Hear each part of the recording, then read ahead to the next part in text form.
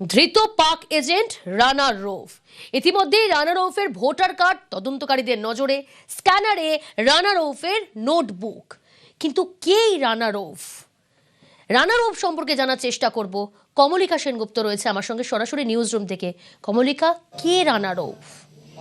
দেখো, যেটা জানা যাচ্ছে এই রানা রৌফ যে সে 2004 সালে পাকিস্তানে, আমরা জানি তিনি একজন পাকিস্তানি নাগরিক।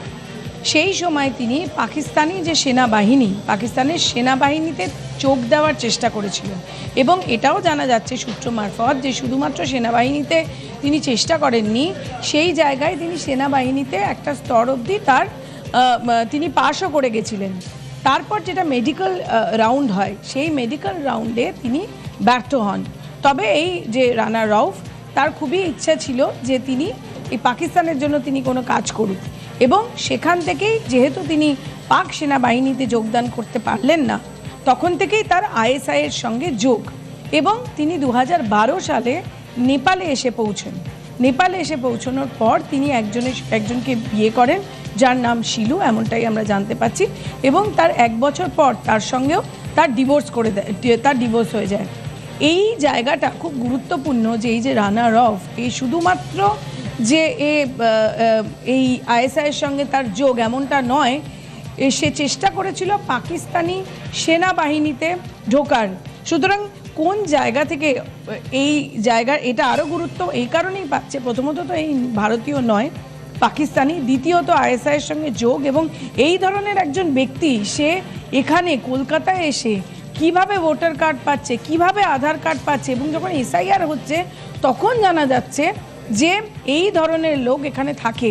অর্থাৎ কোথাও না কোথাও, যেটা বারবার বলা হচ্ছিল এসআইআর এর সময়, যে বাইরের দেশের লোক তারা এসে এখানে থাকছে, এই গ্রেপ্তার হওয়া সেটা একদম স্পষ্ট করে দিচ্ছে। একদিকে যেরকম এটা একটা খুব বড় প্রশ্ন যে তাদের কি প্ল্যান ছিল, আরেক দিকে এটা খুব একটা বড় প্রশ্ন যে যারা ভারতীয় নাগরিকই না, যারা যাদের আইএসআই এর সঙ্গে যোগ, যারা পাকিস্তানি আর্মিতে যোগদান করতে চাইছিল, সেই রকম ব্যক্তি এখানে রয়েছে, আধার কার্ড, ভোটার কার্ড সব রয়েছে, এবং যখন এসআইআর হলো তখন জানা গেল যে এই ব্যক্তি এখানকার নয়। বেশ,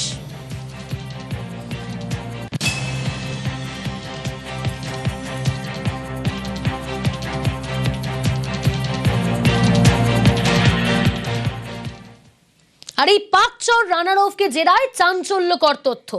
কলকাতার ফোর্ট উইলিয়ামের ছবি পাচার, রানা রৌফকে জেরা করা হচ্ছে। পাকচর রানাকে জেরাতেই একের পর এক চাঞ্চল্যকর তথ্য সামনে আসছে। কলকাতার ফোর্ট উইলিয়ামের ছবি পাচার, বারাকপুর সেনা ক্যাম্প ও রেলের ছবিও পাচার, ইতিমধ্যেই নোটবুক, স্ক্যানারে ভোটার কার্ড, সেই ভোটার কার্ডও কিন্তু গোয়েন্দাদের নজরে। রানা রৌফ, পাকচর রানাকে জেরায় একের পর এক চাঞ্চল্যকর তথ্য। অনুপ রয়েছে, আরো বিস্তারিত জানবো। অনুপ, চাঞ্চল্যকর তথ্য উঠে আসছে জেরাতে, কি তথ্য সামনে এলো?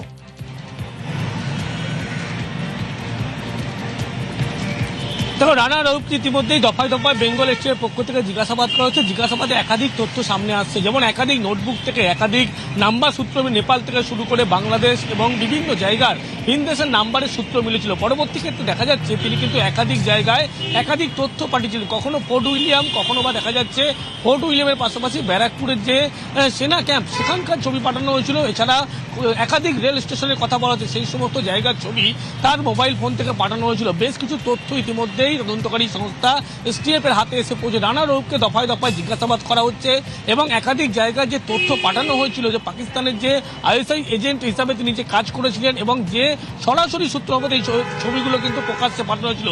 যে ম্যাপের কথা বলা হচ্ছে, ম্যাপেরও কিন্তু তথ্য পাঠানো হয়েছিল।